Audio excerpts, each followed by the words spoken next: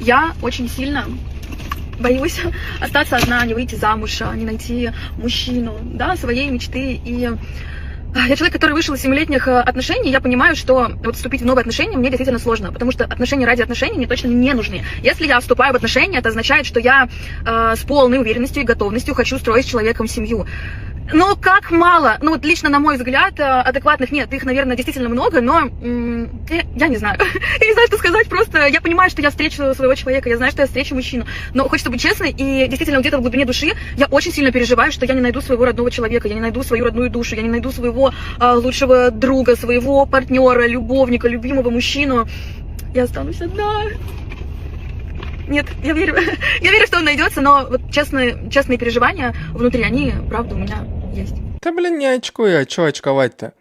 Вот это вот такие громкие слова, найти свою родную душу, друга, любовника, все остальное. Да чтобы такие отношения выстроить, там недостаточно... Это не так происходит, что вот ты такой по улице идешь и увидел, и сразу «О! Моя точно судьба, моя хорошая любовница, моя там заботливая жена, мать моих детей». Да нет же, это ж не так происходит, никто не знает. Методом только проб и ошибок.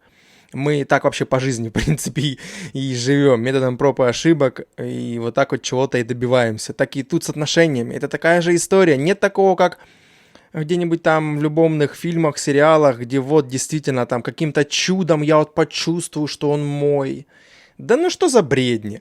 Это такая, ну это работа. Строить отношения — это работа. Оба должны быть серьезные люди и строить желательно не на вот этих вот первых розовых очках, которые там, ой, меня к нему тянет, меня к ней тянет. Ну не это, эта ж тяга, она все равно утихает, природа так устроена. А вот если мы говорим о чем-то настоящем, как там живут годами, 20-30 лет, ну блин, да и вообще, короче, это все сложно. Отношения это всегда было и будет сложно. Найдет, не найдет, после вышла, говорит, после 7-летних отношений. Это уже подозрительно. Она скорее не умеет, наверное, как и строить отношения просто. Сидим с девочками в кофемании, нам принесли счет, он вышел на 12 700. Мы хотим, чтобы за нас оплатили. Попробую. Вы разговариваете о чем-то, а то знаете. Дим, общались. Вы добрые ребята, и мы хотели попросить, чтобы вы нам счет оплатили. Как зовут? Лера.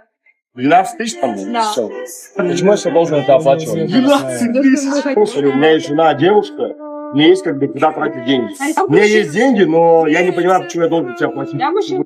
Слушай, ну вот если бы я была бы мужчиной, я была бы много денег, как у вас, то я бы таких девочек, как мы, красивых, бы угостила. Это всего лишь 12 тысяч рублей. Чего вы? Я девушка. Как писату не Ну, так иди работай, блин, все. Не, девчонки, мы не спонсор. А хотите им стать? А ты Да, девочки негодионные. Хотите им стать? Вот это она угорает. Да... Это, конечно, офигеть. Да, конечно, действительно логично рассуждает. С какого перепуга мне есть куда тратить, ты кто вообще? Вот я просто вот девочка и все. Просто вот сделайте нам приятное. Да с какого перепуга? Если бы я, говорит, была бы мужчина, я бы заплатила. Да что ты несешь? Это ж просто галимая конченная манипуляция. Не более того, чтобы они повелись и такие, ну да, действительно, вы же девочками. Да ну нахрен, за что? Просто порадовать каких-то рандомных людей, а они бы в жизни так свои сделали, вот просто такие идут, или там, не знаю, как вот в кофемании в этой сидят, такие там сидят мужчины, они такие подходят, ну чё у вас там, сколько у вас еще, 30 тысяч? Ну нате вам, наликом такие положили, мы просто захотели вас порадовать, да такого никогда не будет. А вот эти вот, как они говорят, красотки, хотя в кавычках, красивых девушек порадовать. 12 тысяч — это офигеть, это стоимость какой-то такой неплохой путаны, блин. Я не знаю, в каждом регионе по-разному, я не знаю реальные их расценки и насколько это было бы качественно за эти деньги, но да, ну, короче, одним словом, жесть. Нет слов, одни эмоции. Ань, как ты считаешь, кому должна доставаться квартира после развода? Ну, если есть ребенок, то 100% жене и ребенку, а муж там пусть на новую зарабатывает. То есть если большая квартира 100 метров, на которую заработал муж, пока что жена была в декрете, он должен полностью ее оставить и уйти ни с чем, оставить жене и ребенку. А если у них нету детей? Если нет детей, тогда все зависит от того, как бы, чья была изначально эта квартира. Если эта квартира изначально была мужа, то, наверное, правильнее было бы разделить эту квартиру и купить каждому свое жилье. А если из семьи уходит жена к другому мужчине, то есть она у нас шальная императрица, в этом случае, как ты думаешь, как должна делиться эта квартира? Делят пополам. Еще одна, которая угорает. Это просто жесть, конечно. Говорит, вот она шальная императрица, она ушла к другому. Да, 50/50 делим. Несмотря на то, что она была изначально его. Да если она изначально моя квартира, хер ты вообще копейку какую получишь. И хоть, хоть кусочек штукатурки от стенки ты ничего не получишь. Она моя. Все, там никак ты не претендуешь. Да, другое дело, когда это было куплено в браке, но там уже не подкопаешься. Даже если детей не было, но реально купили, допустим, в браке, уже расписались официально, и все, и купили квартиру. Да, там уже 50/50, там никуда не денешься. Ну, придется просто продавать и 50/50 делить деньги, и все. И действительно себе отдельно уже что-то брать. А в остальных таких вот случаях, с ребенком, да, тут тоже вопрос. Короче, это всегда была сложная штука, но, конечно, она тоже угорает в концовке, несмотря на то, что ушла к другому, типа, ага, давай мне половину. Мой молодой человек не требует от меня ничего, кроме верности. При этом он полностью меня обеспечивает, и я уже давно не работаю. Я могу иногда по настроению сделать ему борщик или массаж, но он не ставит это обязательным условием отношений. В его картине мира любимая девушка должна всегда хорошо себя чувствовать, быть в хорошем расположении духа и красиво выглядеть. Работающая девушка просто не сможет быть такой. При этом у меня есть хобби, я сдаю в аренду ретро-машины в Москве. Это тоже приносит мне деньги, но я не нуждаюсь в них. Это просто как приятный бонус. Также у меня много увлечений. Я играю в теннис, хожу на пилатес и участвую в фотосессиях как модель. Так что пока парень работает, мне точно скучно не бывает. Что тут скажешь? Прекрасно устроилась, да? И паренек это тоже... Да, я знаю, есть такие отношения, когда действительно вот есть некоторым таким подобным парням, им действительно удобно, чтобы она просто жила в кайф, а он там впахивал. Скорее всего, вряд ли он там работает столяром за станком стоит на заводе, это вряд ли. Какая-то у него такая должность, что если она прям ни в чем вообще не нуждается, значит, у нее покрывает потребности не только базовые, там, еда, одежда, а все вот эти вот развлекухи, теннисы, пилатесы и так далее. Это что стоит денег. И там, да, пока, он работает, она полностью на кайфах. И еще при этом... По настроению я ему приготовлю борщик или сделаю массаж. Офигительно просто. Офигительно. Его это устраивает. Окей. То есть она выразила свое мнение. Этого типа это устраивает. А нам-то что?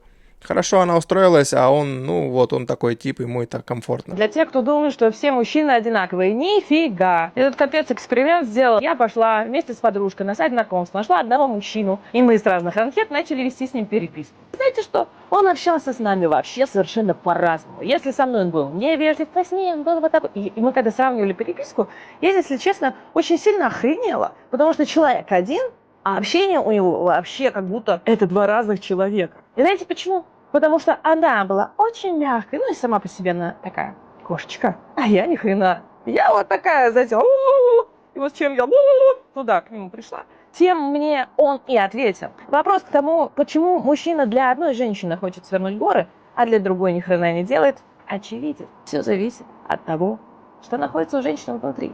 Если женственность, если ласка, если вот эта вот кошечкиность и тепло, он готов для нее принести целый мир. А если то и получше. Что думаете по этому поводу? По факту все правильно, да? То есть, как ты себя ведешь, что ты и получишь. То есть, как себя девушка, женщина ведет, таких она и притягивает. То есть, и человек так с ней общается. Я тоже так по жизни с людьми. То есть, как со мной человек общается, так и я с ним общаюсь. То есть, если я вижу, какой он тон задает, да, как он себя ведет, да и я просто буду в обратку так же себя вести. Если я вижу одно, то я тоже так же сделаю, да. То есть это так же и с девушками, с женщинами. Это нормальная история. С одной начинаешь общаться, она вот такая действительно может быть кошечка, там, и с ней приятно пообщаться, и ты с ней сразу, по-человечески общаешься. А другая вот такая вот, как она говорит. Поэтому все логично, по факту. Закину сейчас это в пробный режим, заблокирую всех своих родственников и друзей, чтобы это видео им не попалось. У меня ощущение, что все плохо, все разрушено. И как-то понимания, как жить дальше, у меня, честно говоря, нет. На протяжении 4 месяцев мне было очень больно, грустно, неприятно от сложившейся ситуации в отношениях с моим супругом. Нет, он мне не изменял, как бы, и так далее, но у меня, наверное, была одна картинка мира, которую мне дали, в которой я жила. Фактически это все оказалось иначе. Впоследствии мы пришли к выводу, что чувствовать себя безопасно в отношениях я не могу. Он мне эту безопасность дать не может. Он себя безопасно в отношениях чувствовать также не может. И для меня, на самом деле, это просто полный какой-то ужас. Потому что я не думала, что какие-то простые банальные вещи спустя 5 лет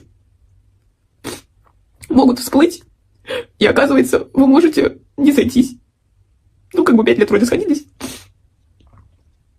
А тут, оказывается, нет. И проблема в том, что на протяжении этих 5 лет я как-то, ну, окей, ну ладно, как бы он такой, еще что-то. Теперь я как-то мириться скорее не готова. Скорее это проблема, потому что с моей стороны, видимо, уже и правда какие-то ультиматумы. Он делать какие-то определенные вещи не готов. И я не знаю, что будет.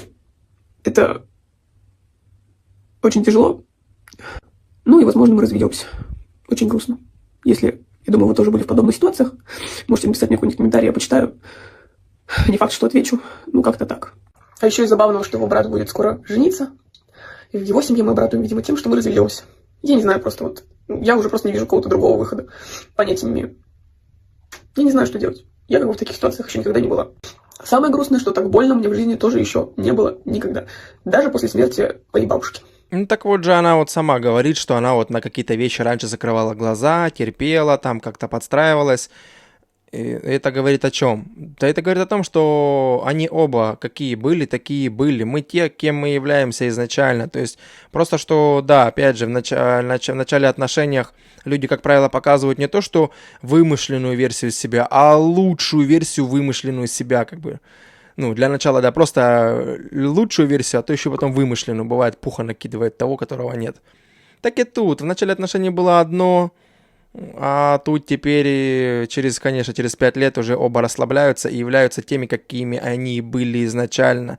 Поэтому вот и где-то что-то иногда сначала терпели, а потом, опа, оказывается, это ж не мой человек. Да, блин, это изначально. Просто когда особенно все быстро начинается у людей, буквально там, не знаю, только увиделись на втором свидании в постель, и вот так вот, и потом друг друга буквально не узнали, и получается херня. Да, бывают исключения, это как все одно, что перебежать через МКАД, да, как бы. Да, как говорят, бывают случаи, что можно перебежать, но попробуй перебеги и собьют нахрен. Так и тут, да, бывает такое, что начинается и с первого свидания интим, и живут 50 лет, и действительно нормально живут.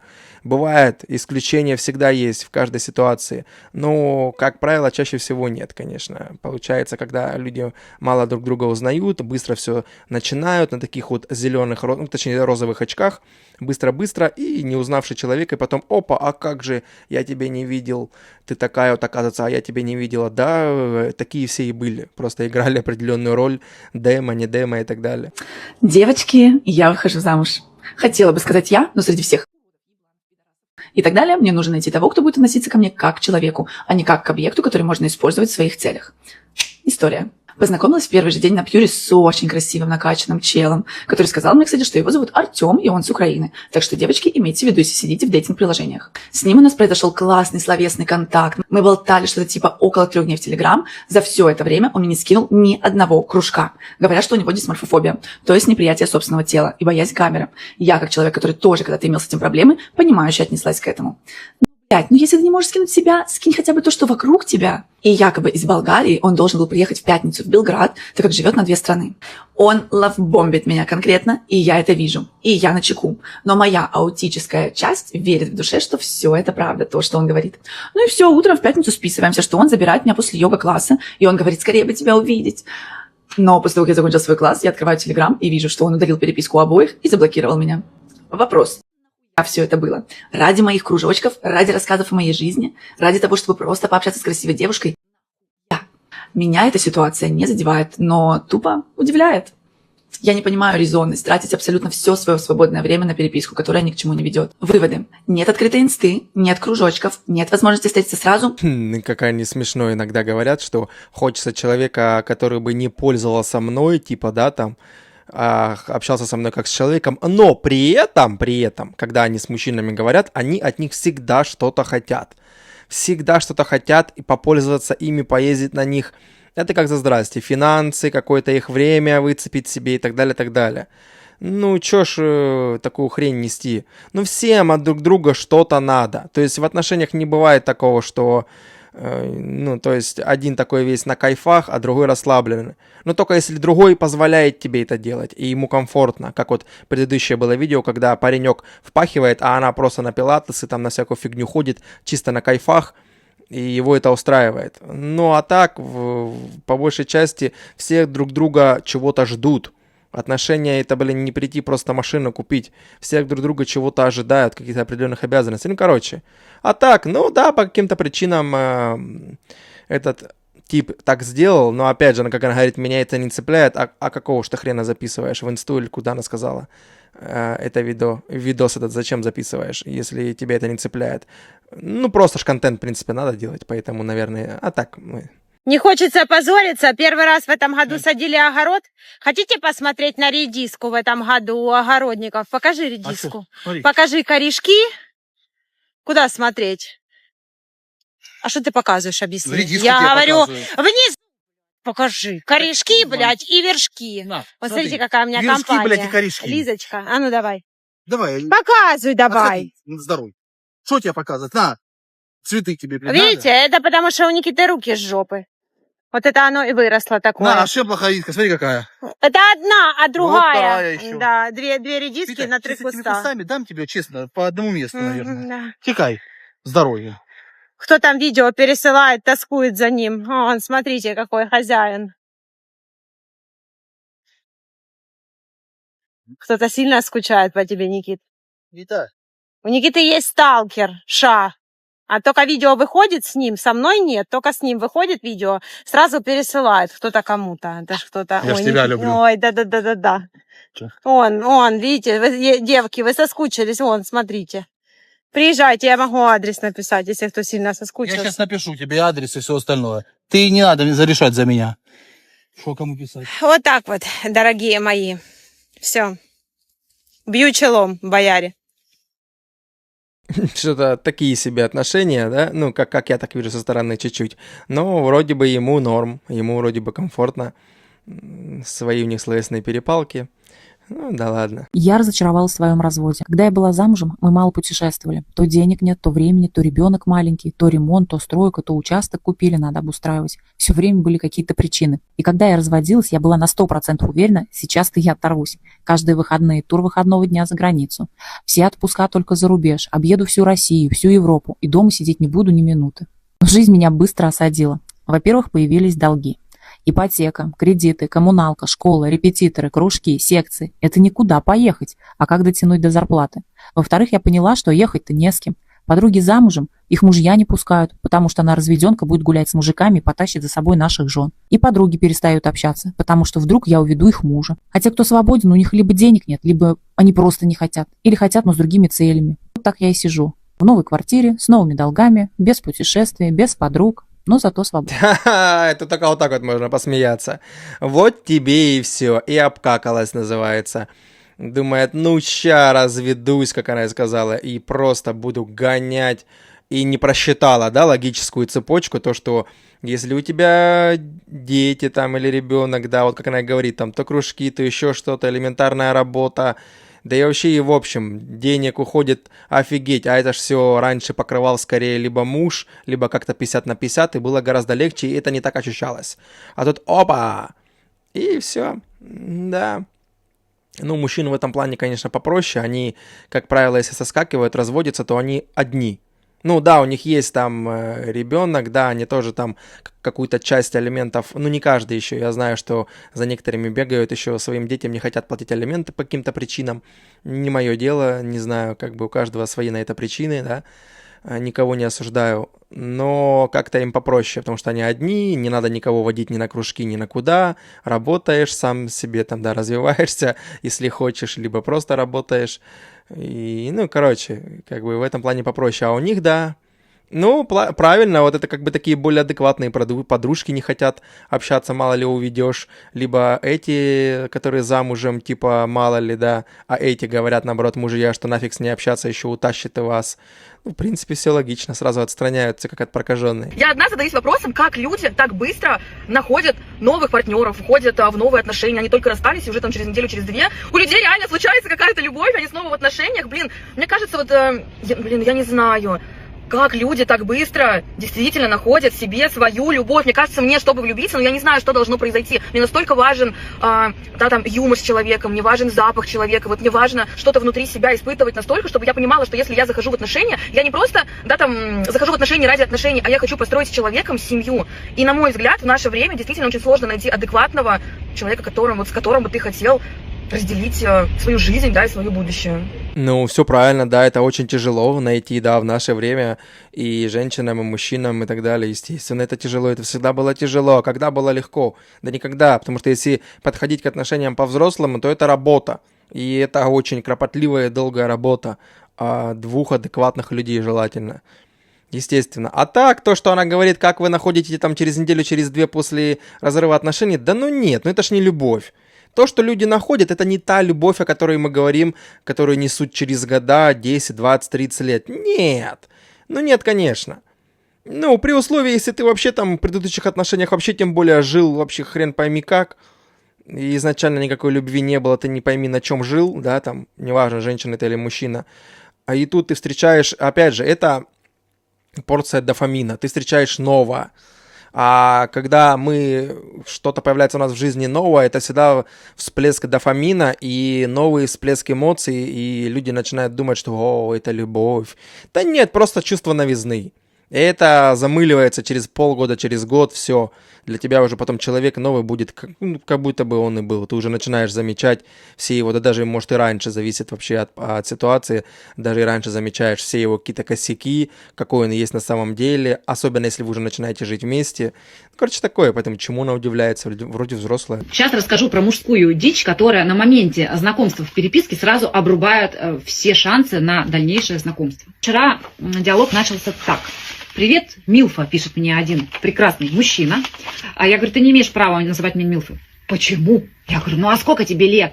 37. Я говорю, а мне 40. Какая к черту для тебя Милфа? Ну ты же хорошо выглядишь, а я младше тебя. Я говорю, пожалуйста, не употребляй терминологию, ту, значение которой ты не знаешь. Ты что такая злая? Тырым-пырым, давай, а какое на тебе белье? То есть, если я веду контент о нижнем белье, то есть я шью на заказ для женщин, и иногда демонстрирую нижнее белье на себе, потому что могу это позволить себе. Это не означает, что я должна каждому встречному поперечному рассказывать, в каком я сейчас нижнем белье. Я говорю, не надо со мной разговаривать о таком. То есть я дала понять человеку, что не надо. Он снова мне, в каком-то сейчас белье. Ну, господи, ты тупой, что ли? Вот я ненавижу тупых просто людей. Ты говоришь одно, они все равно делают.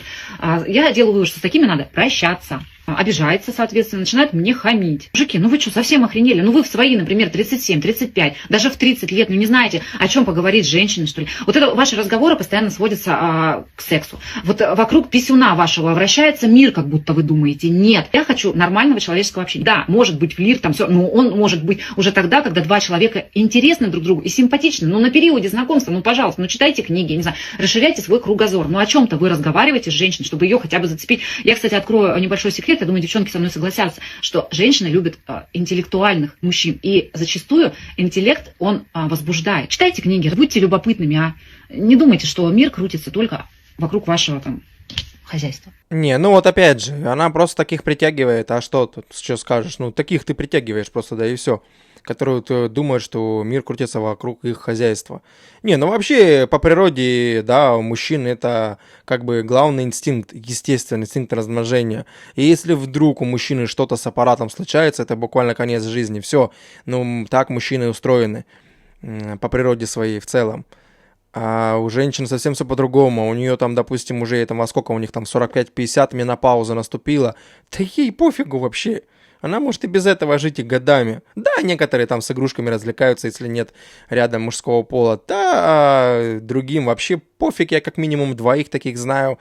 Они годами живут и даже ничего там руками себе не делают. Им абсолютно по боку. Но я к чему? Потому что у мужчин совсем по-другому все это работает. Репродукционная, это как она называется, функция.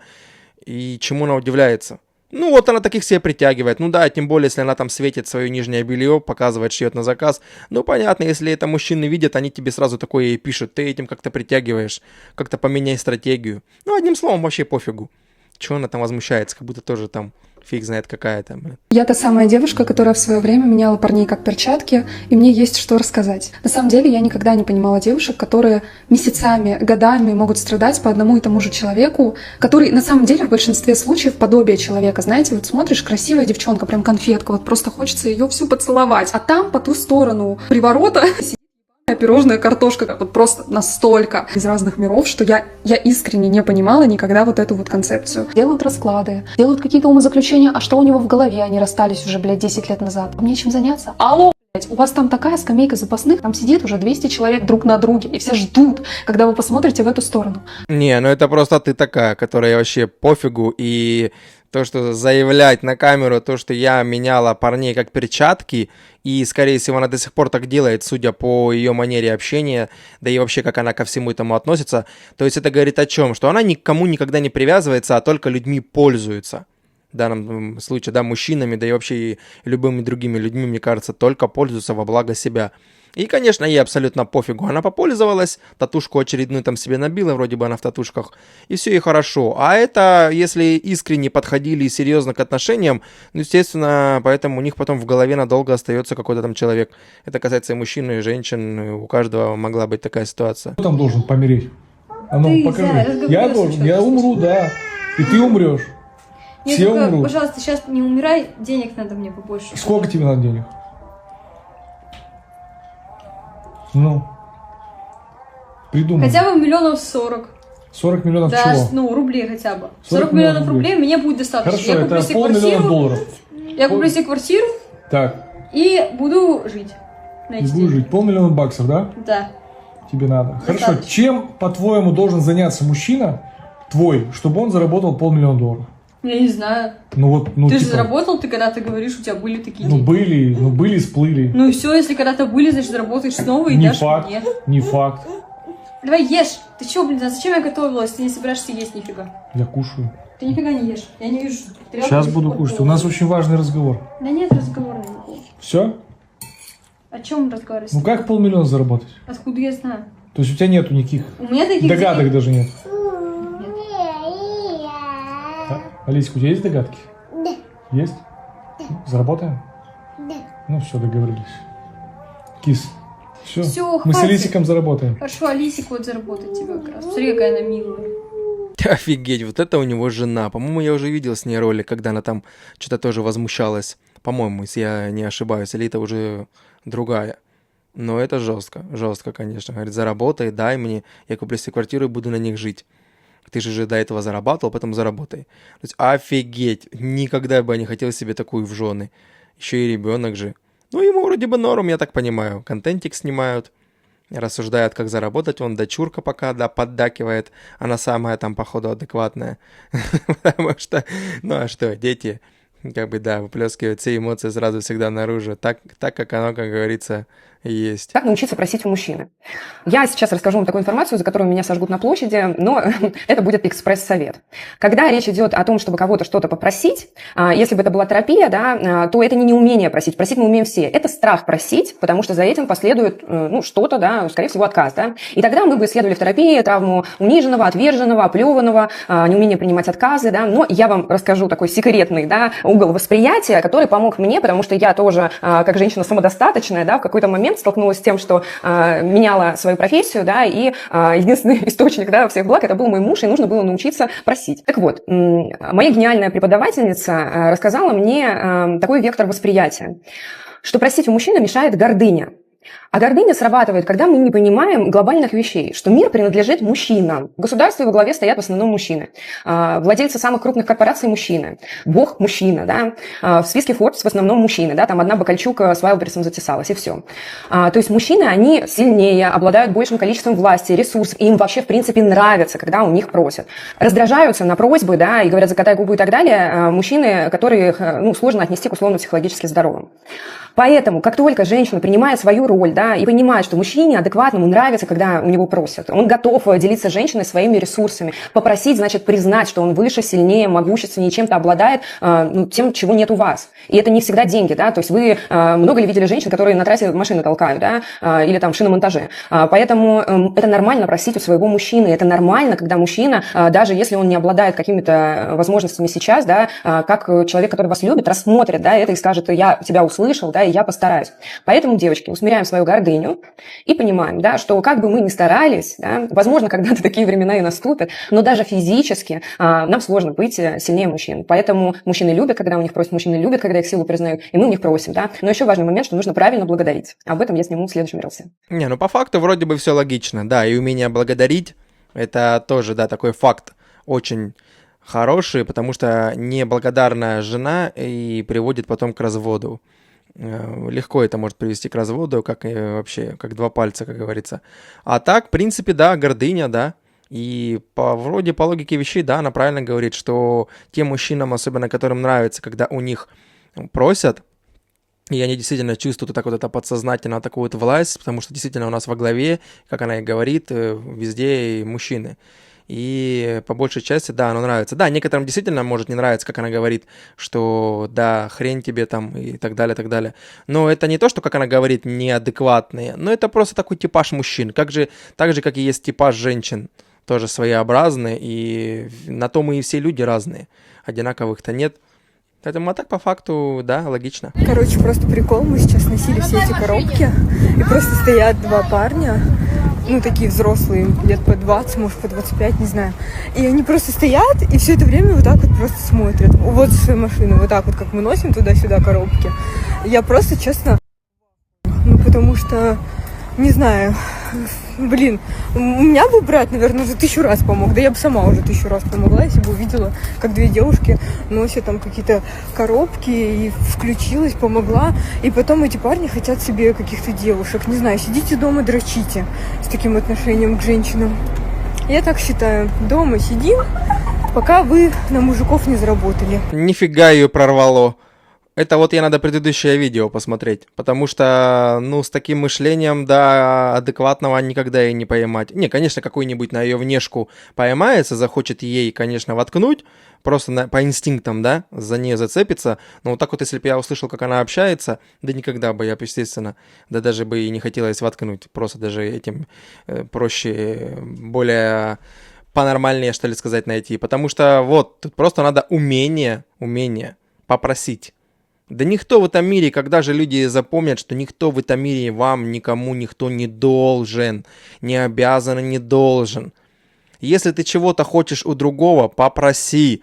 С какого перепуга, если в твоем мире, в твоей голове ты бы говоришь, я бы подошла, помогла, ну так люди другие, они другие вот эти вот парни, они другие, у них другое мировоззрение. И для меня тоже так же, я бы тоже просто стоял бы и смотрел, как они носят коробку, да хоть, блин, кирпичи тягают. Мне какая нахрен разница, я их знать не знаю, никто никому не обязан. А вот если ко мне бы подошли, можете там, пожалуйста, помочь. Да без проблем. Или там тоже есть же таких куча видосов, когда там жалуются, я сумки тяну с магазина, и ни один вот мужчина мимо шли, либо видели меня, ни один не предложил помощь. Так и не предложат, они вот как раз таки адекватные. А не так, как это говорит, что все, значит, лысого гоняй, сиди, вы типа недостойные женщин, девушек, т.д. Чё за бред? Ну, что тут говорить? Просто одним словом, как я сказал, у каждого свое мировоззрение. И по-хорошему надо просто уметь просить, а не ходить, думать, что все вам обязано. Если я автоматически, я девушка-женщина, значит, мне сразу мужской пол обязан. Да нет, конечно, обломаетесь. Благо уже много таких более прозревших, такой фигней не будет заниматься. На этом сегодня все. Подписывайтесь на канал, жмите колокольчик, делитесь своим мнением в комментариях. И всем пока.